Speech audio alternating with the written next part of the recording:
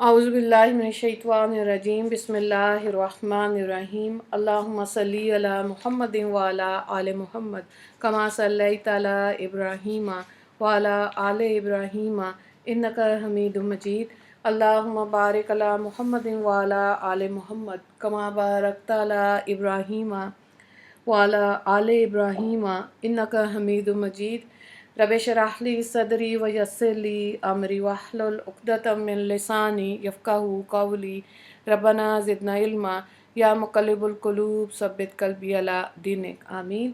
29 ذی الحجہ 10 عنوانات کے تحت اسلامی تعلیمات۔ عنوان نمبر 1 اسلامی تاریخ ٹیپو سلطان رحمہ اللہ کی شہادت۔ ٹیپو سلطان کی انگریزوں سے آخری جنگ کے موقع پر سیکرٹری حبیب اللہ نے عرض کیا، حضور وقت کا تقاضا ہے کہ اپنی جان اور اپنے شہزادوں کی یتیمی پر رحم کیجیے۔ تو سلطان نے کہا، میں اپنی ذات اور اولاد کو دین محمدی پہ قربان کرنے کا فیصلہ کر چکا ہوں۔ میر صادق کی غداری سے انگریزی فوج قلعے میں داخل ہو گئی۔ بادشاہ نے کھانے کا لقمہ اٹھایا ہی تھا کہ اپنے وفادار فوجی عبدالغفار کی شہادت کی خبر سن کر فرمایا، ہم بھی اب کچھ دیر کے مہمان ہیں۔ یہ کہہ کر میدان جنگ میں کود پڑے اور کافی دیر تک لڑتے رہے، یہاں تک کہ قلعے پہ دشمنوں کا قبضہ ہو گیا۔ چنانچہ ان کے غدار خادم راجہ خان نے کہا، حضور اپنی جان کی حفاظت کے لیے اپنے آپ کو دشمن کے حوالے کر دو۔ تو جلال میں آ کر کہا، میرے نزدیک شیر کی ایک دن کی زندگی گیدڑ کی 100 سالہ زندگی سے بہتر ہے۔ جسم پہ کئی گولیاں لگنے کے باوجود شام تک لڑتے رہے۔ ایک غدار نے ٹیپو سلطان کی طرف اشارہ کر کے انگریزی افسر کو خبردار کرنا تھا کہ چاروں طرف سے گولیوں کی بارش ہونے لگی اور سینے پہ گولی لگتے ہی وہ زمین پر گر گئے۔ ایک انگریز سپاہی نے موقع غنیمت پا کر ان کی ہیروں سے جڑی تلوار نکالنے کی کوشش کی تو ایسے نازک حالت میں بھی حملہ کر کے ایک انگریز سپاہی کو جہنم رسید کر دیا۔ پھر سر پر گولی لگنے کی وجہ سے 4 مئی 1799 کو جام شہادت نوش فرمایا۔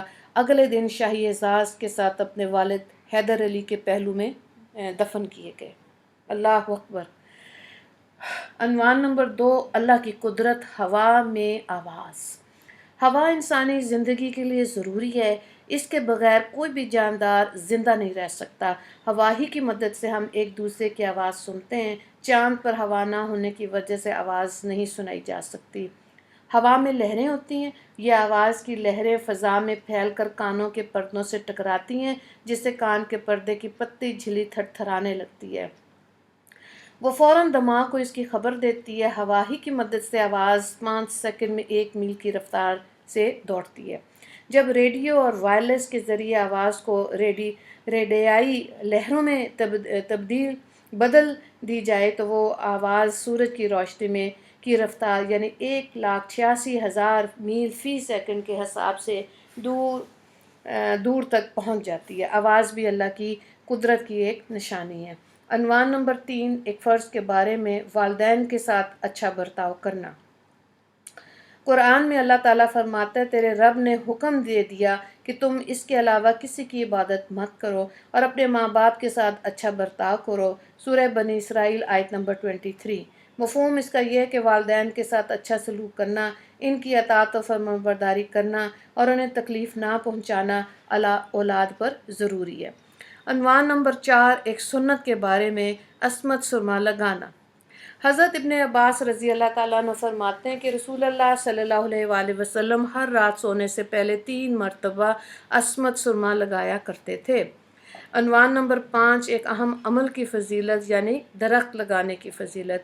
حضرت انس رضی اللہ تعالیٰ عنہ نے بخاری میں روایت کیا کہ رسول اللہ صلی اللہ علیہ وآلہ وسلم نے فرمایا، جو بھی مسلمان درخت لگاتا ہے یا کھیتی کرتا ہے پھر اس میں سے کوئی پرندہ انسان یا جانور کھاتا ہے تو اس کے لیے صدقہ ہے یعنی صدقے کا ثواب ملے گا۔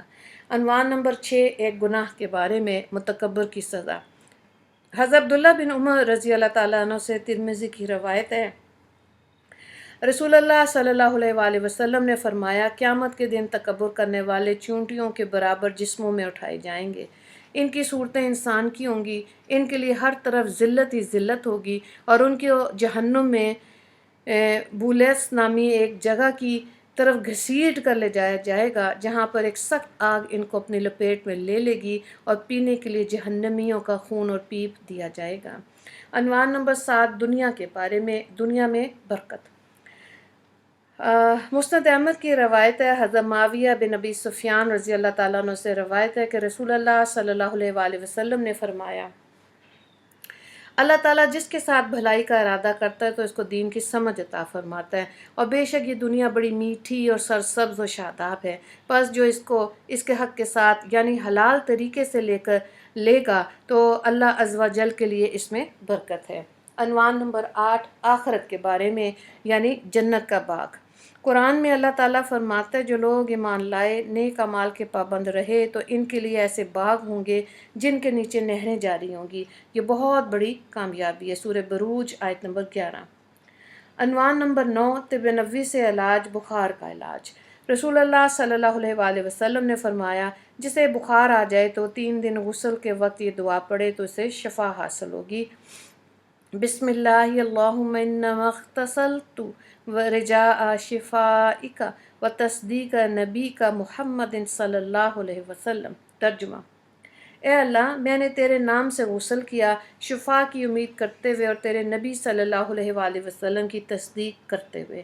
عنوان نمبر 10، قرآن کی نصیحت۔ قرآن میں اللہ تعالیٰ فرماتا ہے کہ شیطان کی پیروی نہ کرو، وہ تمہارا کھلا ہوا دشمن ہے۔ شیطان تو تم کو برائی اور بے حیائی کے کام کا حکم کرتا ہے اور اللہ کی نسبت ایسی باتیں کہنے کا حکم کرتا ہے جس کا علم تمہیں نہیں ہے۔ سورہ البقرہ آیت نمبر 168-169۔ وآخر دعوانا ان الحمد للہ رب العالمین۔ اللہم اغفر للمسلمین والمسلمات والمؤمنین والمؤمنات۔ السلام علیکم ورحمۃ اللہ وبرکاتہ۔